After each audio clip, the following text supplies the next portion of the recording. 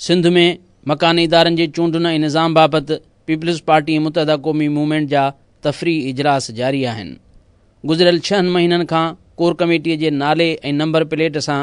हलंदड़ हीअ खटारा गाॾी 1 दर्जन खां वधीक इजलास करण बावजूदि पंहिंजे मंज़िल ते न पहुती आहे। पीपल्स पार्टीअ जे सरकार जे इतिहादी धुर मुतहदा क़ौमी मूवमेंट जो मुतालबो आहे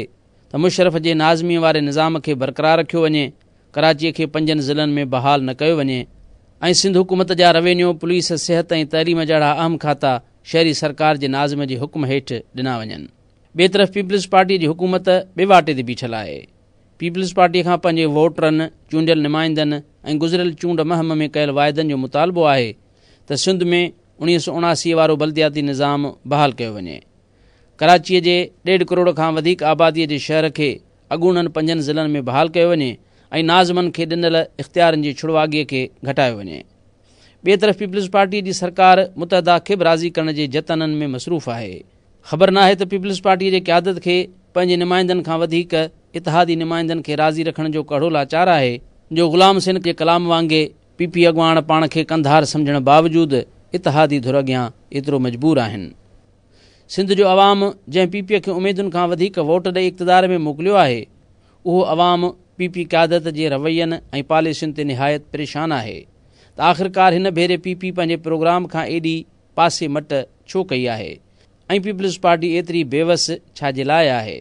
ऐं पीपीअ खे पंहिंजे घर भातियुनि खां वधीक पाड़े वारनि जो लाचार छाजे लाइ आहे। सभ खां अॻु में पीपल्स पार्टीअ जी क़यादत खे मकानी इदारनि जे निज़ाम ऐं बुनियाद खे सम्झणु घुरिजे।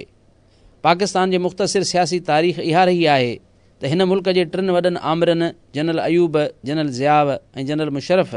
मुल्क जे सियासी इक़्तिदार ते कब्ज़ो करण खां पोइ हमेशह ग़ैर जमायती बल्दियाती निज़ाम मुतारफ़ ऐं मज़बूत करायो आहे। पाकिस्तान जे 3 वॾनि आमिरनि इहो सभु कुझु इन लाइ पिए कयो त जीअं बल्दियाती निज़ाम ज़रिए मुल्क में नई सियासी क़यादत खे पैदा कयो वञे ऐं पोइ नवनि सियासी अॻवाननि खे इख़्तियार ऐं पैसो ॾेई खेनि मुल्क जे तजुर्बेगार, हक़ीक़ी ऐं अवामी सियासी अॻवाननि जे मुक़ाबले में लाथो वञे। न रुॻो एतिरो, पर पाकिस्तान जे 3 वॾनि आमिरनि पंहिंजे पंहिंजे दौर जे सियासी अॻवाननि खे बदउनवान, करप्ट ऐं अवाम दुश्मन करार ॾेई चूंडुनि ऐं सियासत खां परे रखण जी कोशिशि पिए कई आहे ऐं बल्दियाती निज़ाम जे पोल्ट्री फार्मिंग ज़रिए उहे नवां सियासी अॻवान पैदा कया जेके ॾिसण ऐं ॻाल्हाइण में त सियासतदान हुआ, पर मंझंदि सियासत ऐं क़यादत जूं के बि बुनियादी ख़ूबियूं ऐं सलाहियतूं मौजूदु न हुयूं। 1973 जे आइन में आइन खे टोड़ण वारनि लाइ मौत जी सज़ा तजवीज़ कयल आहे। उन्हनि खां पोइ आमिरनि पंहिंजे गद्दारीअ जहिड़े मार्शल लॉ जे क़दम खे आइनी तहफ़ुज़ ॾियारियो आहे। जनरल ज़ियाव 73 जे आइन में 8हीं तरमीम ज़रिए ऐं जनरल परवेज़ मुशर्रफ आइन जे 17हीं तरमीम ज़रिए पंहिंजे ग़ैर क़ानूनी क़दमनि खे आइनी तहफ़ुज़ जो कोट ॾियारियो आहे। जेतोणीकि 1979 वारो बल्दियाती निज़ाम बि हिकु आमिर यानी जनरल ज़ियाउल हक़ जो ई ॾिनल आहे, पर परवेज़ मुशर्रफ जो बल्दियाती निज़ाम सभ खां वधीक ख़तरनाक आहे। परवेज़ मुशर्रफ खे अंदाज़ो हो त 2001 21हीं सदीअ जो पहिरियों साल आहे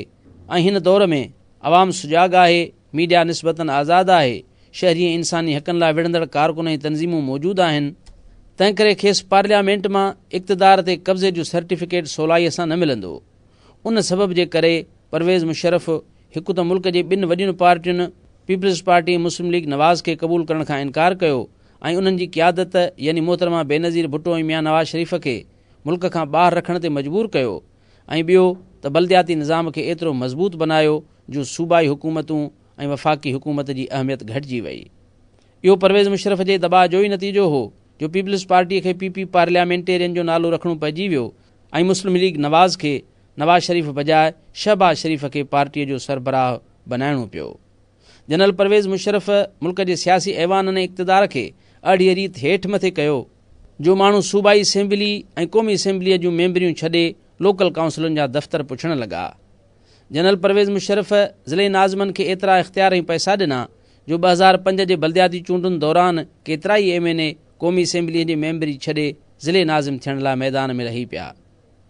नाज़िमनि जे बल्दियाती निज़ाम ज़रिए जनरल परवेज़ मुशर्रफ हक़ीक़त में मुल्क खे अंदरूनी तरह कमज़ोर ऐं ट्रोड़े पुरज़ा कयो ऐं मुल्क खे 110 ज़िले रियासतुनि में अहिड़ी रीति विरहाए छॾियो